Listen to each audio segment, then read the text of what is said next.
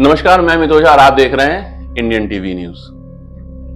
अगर हम बात करते हैं साबरमती की तो सबके दिमाग में सिर्फ एक ही नाम आता है कि साबरमती के लाल ने कमाल कर दिया और देश को जो है अंग्रेजों से आजाद कर दिया। लेकिन हाल फिलहाल अभी जो मामला है वो भी साबरमती का ही है और वहां के एक लाल ने फिर से कमाल किया है, लेकिन इस बार देश को आजाद नहीं किया है।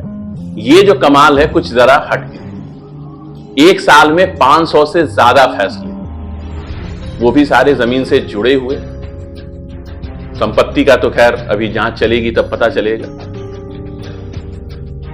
ये जो है कुछ छोटा सा मामला है। अगर आप सोच रहे होंगे कि अगर 500 फैसले अगर एक साल में हुए हैं तो जज ने वाकई काबिले तारीफ काम किया है, लेकिन हकीकत में ऐसा नहीं। मामला क्या है ये हम आपको बताते हैं। गुजरात की राजधानी गांधीनगर है, सब जानते हैं। वहां के एक व्यस्त इलाके में एक सेंटर के बाहर लोग सुबह से एक संकरी सीढ़ी पर बैठकर अपनी बारी का इंतजार करते रहते थे। जैसे कि कोर्ट होता है, कोर्ट में एक व्यक्ति जो होता है एक वर्दी में खड़ा होता है। वर्दी में खड़ा एक आदमी जो है जैसे ही आवाज लगाता है कि जज साहब आ गए, वैसे ही लोग अपने वकीलों के साथ दौड़ पड़ते हैं और उसके बाद जज की कुर्सी पर बैठा व्यक्ति दलीलें सुनता है और अपने फैसले को सुनाता है। अब आप यही सोच रहे होंगे कि इसमें आखिर अलग क्या है। बिल्कुल ऐसे ही होता है जैसे सामान्य अदालतों में जो कामकाज का सिलसिला होता है, बिल्कुल ऐसा होता है। लेकिन यहां पे शाम होते होते हालात बदलने लगते हैं।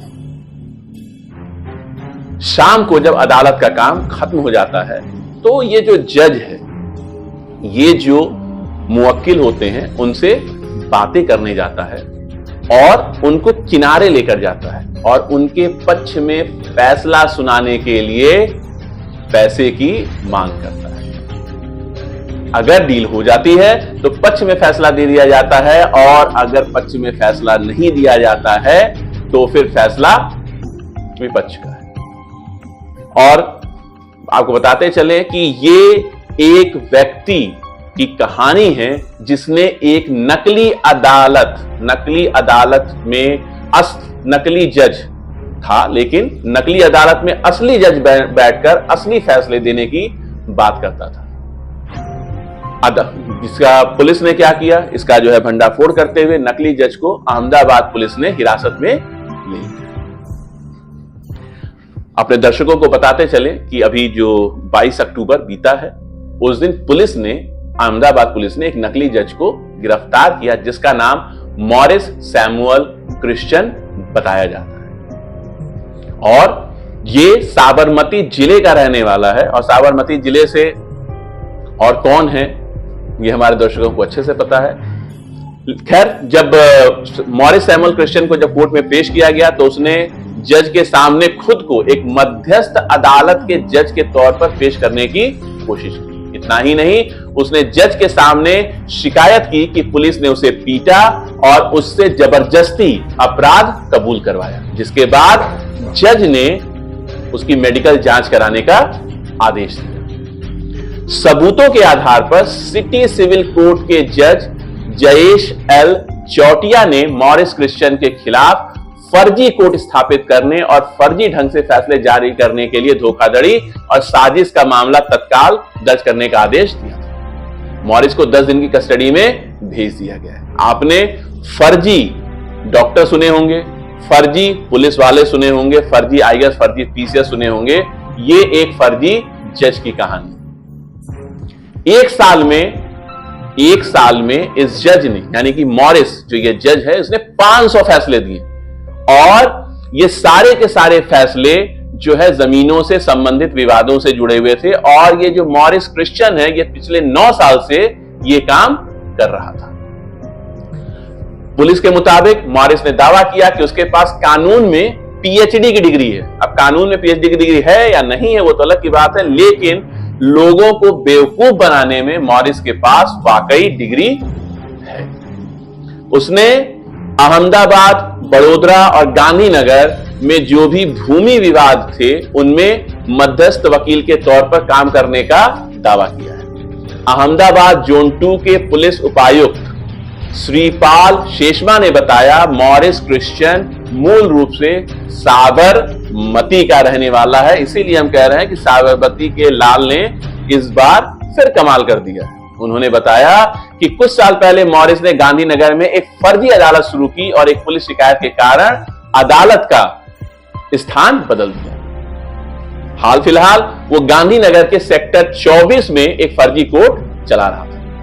पुलिस के मुताबिक मॉरिस ने सिविल कोर्ट में स्वीकार किया कि उसने पिछले एक साल में गांधीनगर, अहमदाबाद और बड़ोदरा में विवादित भूमि मामलों के 500 मामलों में फैसले दिए हैं। मॉरिस क्रिश्चियन ने 500 मामलों में फैसले दिए हैं, जो कि एक साल में किसी भी जज का एक Guinness book of world record में नाम लिखवाने के लिए पर्याप्त जो है फैसला माना जा सकता है कि भाई 500 फैसले एक साल में बहुत होते हैं। अब आप दर्शकों को यह बताते हैं कि मॉरिस क्रिश्चियन ने कैसे फर्जी जो है कोर्ट बनाया। जब उसकी पेशी हुई तो कोर्ट में सुनवाई के दौरान इस मामले के सरकारी वकील की ओर से दी गई जानकारी के मुताबिक सन 2015 में सरकार ने कोर्ट का बोझ कम करने के लिए मध्यस्थों को नियुक्त करना शुरू किया था। इसमें दोनों पक्षों की सहमति से मामले को सुलझाने के लिए मध्यस्थों और वकीलों को नियुक्त किया गया था। इसी समय मॉरिस को मध्यस्थ होने का प्रमाण पत्र मिल गया और उसने सबसे पहले गांधीनगर के सेक्टर 21 में अपना फर्जी कोर्ट शुरू किया।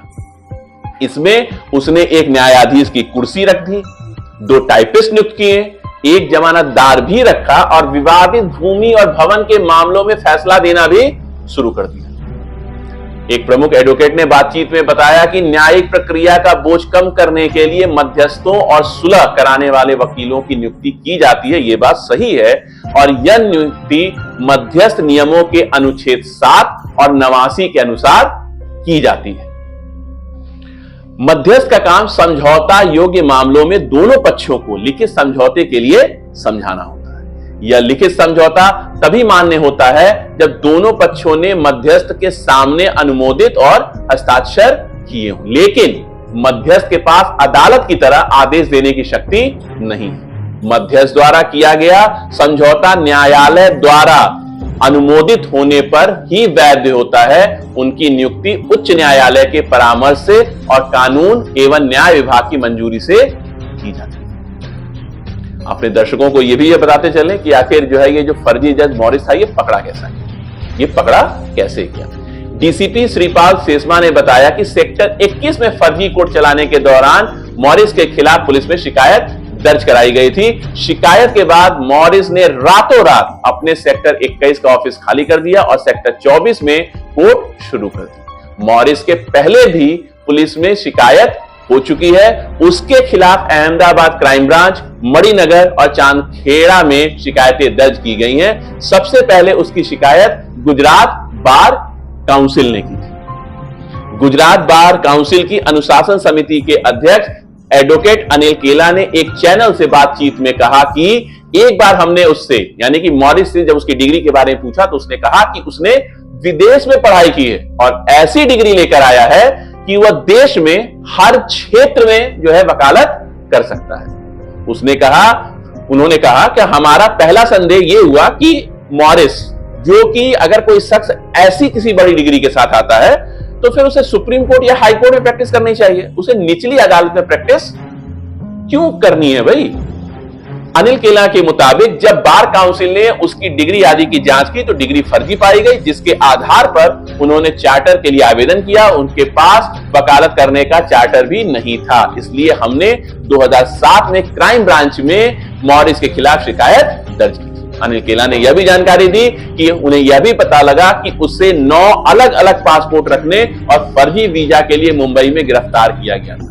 हमें इस बात का अंदाजा नहीं था कि वह फर्जी कोर्ट चलाएगा और इस तरीके के फैसले देगा। अहमदाबाद पुलिस के मुताबिक मॉरिस के खिलाफ अहमदाबाद क्राइम ब्रांच में भी शिकायत के अलावा 2012 में चांदखेड़ा पुलिस स्टेशन और 2015 में मणिनगर पुलिस स्टेशन में झूठे दस्तावेजों के चलते धोखाधड़ी के मामले दर्ज किए गए। अब दर्शकों को यह बताएं कि इतना करने के बाद जब मॉरिस अहमदाबाद में पकड़ा गया तो यह मामला संज्ञान में आया कैसे, और शायद अगर यह मामला संज्ञान में नहीं आता तो शायद मॉरिस जल्दी पकड़ा भी नहीं जाता। अहमदाबाद के पालड़ी के ठाकुरवास में रहने वाले और दिहाड़ी मजदूर के तौर पर काम करने वाले बाबू ठाकुर का अपनी जमीन को लेकर अहमदाबाद नगर निगम से विवाद हो गया था। एक चैनल से फोन पर बातचीत में बाबू ठाकुर ने कहा, मैं दिहाड़ी मजदूर हूं और मेरी जमीन को लेकर विवाद चल रहा है, मेरे पास मामले को अदालत में ले जाने के लिए पैसे नहीं थे, इसलिए हमने मॉरिस क्रिश्चियन की मदद ली। मॉरिस ने बताया कि जमीन की कीमत 200 करोड़ रुपए है और मैं तुम्हें जमीन वापस दिला दूंगा। जमीन का पैसा आने पर 30 लाख रुपए फीस और दस्तावेज के लिए 1% खर्च तुमको देना होगा। मैंने हां कह दिया। इसलिए मैंने अहमदाबाद कलेक्टर कार्यालय में नियुक्त किए गए वकील के अनुसार हस्ताक्षर किए थे। 2019 में उन्होंने मुझे आदेश दिया कि अब यह जमीन आपकी है। गुजरात सरकार के शासकीय अधिवक्ता वीबी सेठ ने एक चैनल से बातचीत में कहा कि जब मैंने केस देखा तो उसमें लिखा था कि सरकार ने बाबू ठाकुर की जमीन अवैध तरीके से ले ली है। उन्होंने कहा कि 8 से 10 यानी सरकारी वकील वीबी सेठ ने कहा कि 8 से 10 लाइन के आदेश में जमीन का ना तो क्षेत्रफल बताया गया था, ना तो यह बताया कि जमीन किसके नाम पर और कब से है। इस चीजों का उस आदेश में कहीं कोई जिक्र नहीं था। इतना ही नहीं, ऑर्डर पर कोई स्टैंप वगैरह भी नहीं लगे थे, स्टैंप पेपर भी कुछ भी नहीं था। उन्होंने कहा जब उन्होंने कोर्ट में जांच की तो पता चला कि मॉरिस क्रिश्चियन के पास मध्यस्थ का पद ही नहीं है, क्योंकि हाईकोर्ट की धारा 11 के तहत मध्यस्थ नियुक्त करने का कोई आदेश नहीं था। वह खुद स्पीड पोस्ट से पार्टी को पेश होने का आदेश देता था। बीबी सेठ ने कहा कि जब हमने बाबू ठाकुर की वकील क्रिस्टीना क्रिश्चियन से जिरकी तो उन्होंने अदालत में स्वीकार किया कि वह आपराधिक मामलों में वकील है, ना कि दीवानी मामलों की। उन्होंने कहा हमने जांच की तो पता चला कि मॉरिस क्रिश्चियन के खिलाफ आपराधिक मामले पहले से दर्ज हैं। इससे साफ हो गया कि सरकारी जमीन हड़पने के लिए ऐसी साजिश रची गई थी, जिसके बाद शिकायत की गई और उसके बाद मॉरिस क्रिश्चियन को गिरफ्तार किया गया। आपने अभी तक फर्जी सब इंस्पेक्टर सुने होंगे, फर्जी आईएएस सुने होंगे, फर्जी आईपीएस सुने होंगे, फर्जी जो है आपने नेता सुने होंगे, फर्जी जो है आपने वकील सुने होंगे, फर्जी पत्रकार भी शायद हो सकता है कि आपने सुने हों, लेकिन फर्जी जज इंसान जब किसी से उसका व्यवस्था से पूरा विश्वास उठ जाता है तो वो एक चीज ये कहता है कि मैं तुमको कोर्ट में देखूंगा। लेकिन अगर कोर्ट ही फर्जी हो, जज ही फर्जी हो, तो फिर उस व्यक्ति का क्या होगा। इसलिए बाहर किसी भी व्यक्ति से मिलने से पहले यदि उसने कोर्ट का सेटअप तैयार करके रखा हुआ है और लोग आंख बंद करके भरोसा कर रहे हैं, तो यह भी आपकी एक बार जिम्मेदारी है कि एक बार इस चीज को सही तरीके से पता लगाएं कि वो व्यक्ति वाकई में जज है भी या फिर नहीं है। आज की खबर में सिर्फ इतना ही है। आगे की ऐसी खबरों में हमारे साथ हमेशा के लिए जैसे आप जुड़े रहते हैं, आगे भी जुड़े रहिए। खबर अच्छी लगी हो तो खबर को लाइक करें, कमेंट बॉक्स में जाकर कमेंट करें, चैनल को सब्सक्राइब करें और खबर को ज्यादा से ज्यादा शेयर करें। कल हम मिलेंगे एक नई खबर के साथ। तब तक के लिए नमस्कार।